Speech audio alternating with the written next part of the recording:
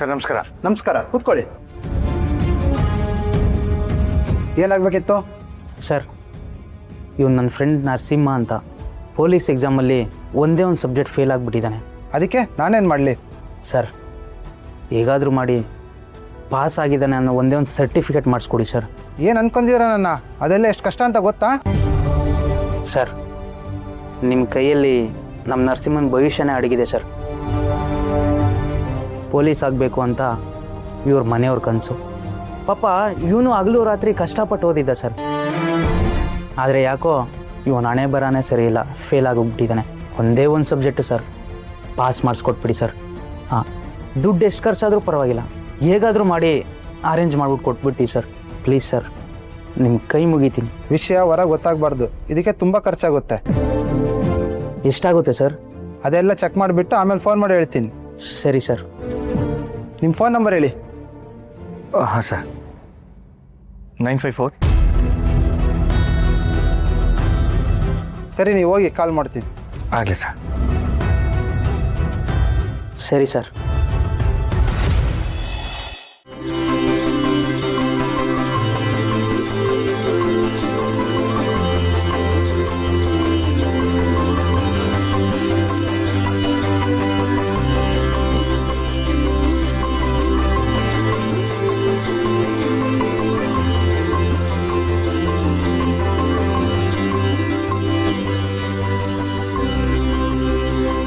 ಇಷ್ಟು ದಿನ ನಮ್ಮಿಬ್ಬರ ಮಧ್ಯೆ ಏನೇ ನಡೆದಿದ್ರು ಅದು ಯಾವುದನ್ನು ನಾನು ತಲೆಯಲ್ಲಿ ಇಟ್ಕೊಂಡಿಲ್ಲ.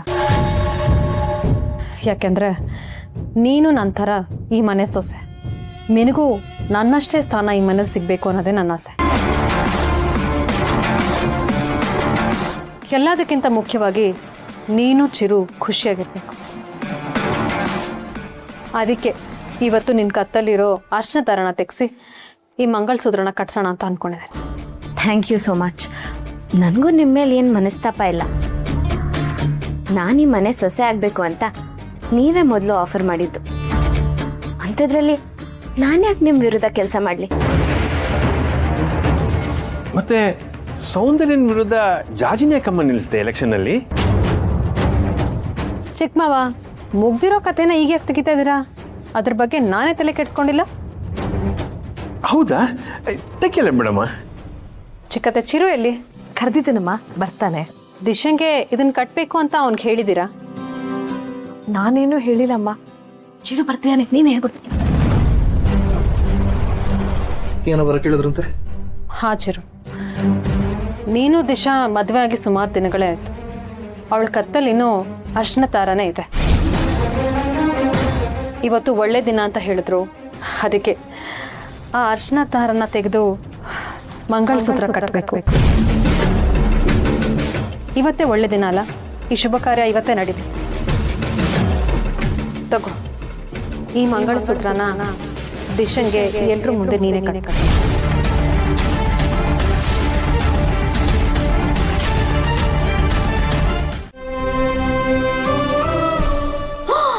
ಅಣ್ಣ, ಏನಣ್ಣ ಇಷ್ಟೊಂದು ದುಡ್ಡು? ಯಾವ್ದಾದ್ರು ಕೇಸಲ್ಲಿ ಸಿಗ್ತಾ? ಏನ್ ಕತೆ? ಏಯ್, ನನ್ನ ಜೀವನದಲ್ಲಿ ₹1 ಲಂಚ ಮುಟ್ಟಲ್ಲ, ಲಂಚ ತಗೊಳ್ಳಲ್ಲ ಅಂತ ನಿನಗೆ ಗೊತ್ತಿಲ್ವೇನೆ? ಮತ್ತೆ ಇಷ್ಟೊಂದು ದುಡ್ಡು ಎಲ್ಲಿಂದ ಬಂತು? ಸಂಬಳ ಬಂದಾಗೆಲ್ಲ ಸ್ವಲ್ಪ ಸ್ವಲ್ಪ ಸ್ವಲ್ಪ ಎತ್ತಿಡ್ತಿದ್ದೆ, ಅದು ಈಗ ಉಪಯೋಗಕ್ಕೆ ಬರ್ತಾ ಇದೆ. ಉಪಯೋಗನಾ? ಏನಕ್ಕೆ ಉಪಯೋಗ ಮಾಡ್ತಿದ್ಯಾ? ನರಸಿಂಹ ಏನೋ ದುಡ್ಡು ಕೇಳ್ದ, ಅವನು ಕೊಡ್ತಾ ಇದ್ದೀನಿ. ಅವನಿಗೇನಕ್ಕತ್ತೆ ಇಷ್ಟೊಂದು ದುಡ್ಡು? ಟ್ರೈನಿಂಗ್ ಹೋಗ್ಬೇಕಲ್ವೇನೆ? ಅದು ಅಲ್ಲದೆ ಮೊನ್ನೆ ಎಲ್ಲ ಆಸ್ಪತ್ರೆಗೆ ತುಂಬಾ ಖರ್ಚಾಗಿದೆ, ಸ್ವಲ್ಪ ಬೇಕು ಅಂದ, ಅದು ಕೊಡ್ತಾ ಇದ್ದೀನಿ. ಅವ್ನ್ ಕೇಳ್ದ ಅಂದ ತಕ್ಷಣ ಇಷ್ಟೊಂದು ದುಡ್ಡು ಕೊಡ್ತಾ ಇದೆಯಲ್ಲ, ಯಾಕೆ ಏನು ಅಂತ ವಿಚಾರಿಸ್ಬೇಕು ತಾನೇ? ಏಯ್, ನರಸಿಂಹ ಸುಳ್ಳು ಹೇಳಿ ₹100 ಇಸ್ಕೋಬಹುದು ಕಡೆ, ಆದ್ರೆ ಲಕ್ಷ ಎಲ್ಲ ಇಸ್ಕೊಳ್ಳೋನಂತ ಅಲ್ಲ. ಇದನ್ನ ಒಳ್ಳೆ ಕೆಲಸಕ್ಕೆ ಉಪಯೋಗಿಸ್ಕೋತಾ ಇದ್ದಾನೆ, ಹಾಳು ಮಾಡ್ತಾ ಇಲ್ಲ. ನಾಳೆ ಇನ್ಸ್ಪೆಕ್ಟರ್ ಆಗ್ತಾನಲ್ಲ, ಇದಕ್ಕಿಂತ ಜಾಸ್ತಿ ದುಡಿತಾನೆ. ನಮ್ಮನ್ನೆಲ್ಲ ಚೆನ್ನಾಗಿ ನೋಡ್ಕೋತಾನೆ ಬಿಡು.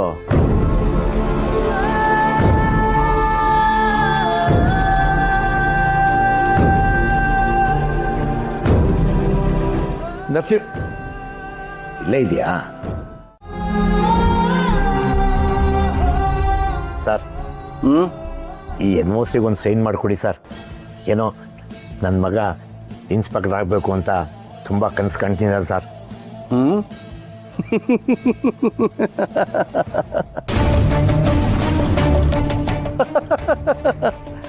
ಏನು ನಿನ್ನ ಮಗ ಇನ್ಸ್ಪೆಕ್ಟರ್ ಆಗ್ತಾನಾ? ಲೋ ಜಯರಾಮ, ಕನ್ಸ್ ಕಾಣೋದಕ್ಕೂ ಒಂದು ಯೋಗ್ಯತೆ ಅನ್ನೋದಿರ್ಬೇಕು. ಈ ಸ್ಥಾನಕ್ಕೆ ನಾನು ಬರೋದಕ್ಕೆ ಎಷ್ಟು ಕಷ್ಟಪಟ್ಟಿದ್ದೀನಿ ಅಂತ ನನಗೊತ್ತು. ಅಂಥದ್ರಲ್ಲಿ ನಿನ್ನ ಮಗ ಊರೆಲ್ಲ ಓಡಾಡ್ಕೊಂಡು ಗುಂಡ ಥರ ಇರೋನು ಇನ್ಸ್ಪೆಕ್ಟರ್ ಆಗ್ತಾನ? ಲೇ, ನಿನ್ನ ಮಾತು ಕೇಳ್ತಿದ್ರೆ ನಗು ಬರುತ್ತಲ್ಲೋ. ಅಪ್ಪ, ಇವ್ರ ಹತ್ರ ಯಾವ ಸೈನು ಹಾಕ್ಸ್ಕೊಳ್ಳೋದು ಬೇಡ. ಬನ್ನಿ ಹೋಗೋಣ. ಸ್ವಲ್ಪ ಸುಮ್ಮನಿರೋ, ನಾನು ಮಾತಾಡ್ತೀನಿ. ನೋಡಿ ಸರ್, ನನ್ನ ಮಗ ಹಿಂದೆ ಊರೂರಲ್ಲಿ ತಿದ್ದ ನಿಜ. ಈಗ ಅವನು ಬದಲಾಗಿದ್ದಾನೆ. ಅವನಿಗೆ ಜೀವನ ಏನು ಅಂತ ಅರ್ಥ ಆಗಿದೆ. ನನ್ನ ಆಸೆ ಈಡೇರಿಸೋದಕ್ಕೆ ತುಂಬ ಕಷ್ಟಪಡ್ತಾ ಇದ್ದಾನೆ. ನಾನು ಸಾಯೋದೊಳಗೆ ನನ್ನ ಮಗ ನರಸಿಂಹ ಇನ್ಸ್ಪೆಕ್ಟರ್ ಆಗೇ ಆಗ್ತಾನೆ. ಅದನ್ನ ಯಾರ ಕೈಯಿಂದನೂ ತಪ್ಪಿಸಕ್ಕಾಗಲ್ಲ ಸರ್. ಇದು ನಿಮ್ಮ ಮುಂದೆ ಈ ಜಯರಾಮ ಖಾಕಿ ಮುಟ್ಟಿ ಮಾಡ್ತಿರೋ ಪ್ರತಿಜ್ಞೆ.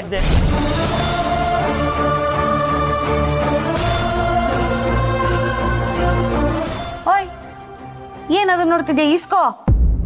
ನೋಡೋ, ನಮ್ಮ ಅಣ್ಣ ಬೆವ್ರು ಸೂರ್ಸಿ ಕಷ್ಟಪಟ್ಟು ದುಡ್ದಿರೋ ದುಡ್ಡು ಅನಾವಶ್ಯಕವಾಗೆಲ್ಲ ಬಳಸ್ಬೇಡ, ಒಳ್ಳೇದಕ್ಕೆ ಬಳಸ್ಬೇಕು, ಗೊತ್ತಾಯ್ತಾ?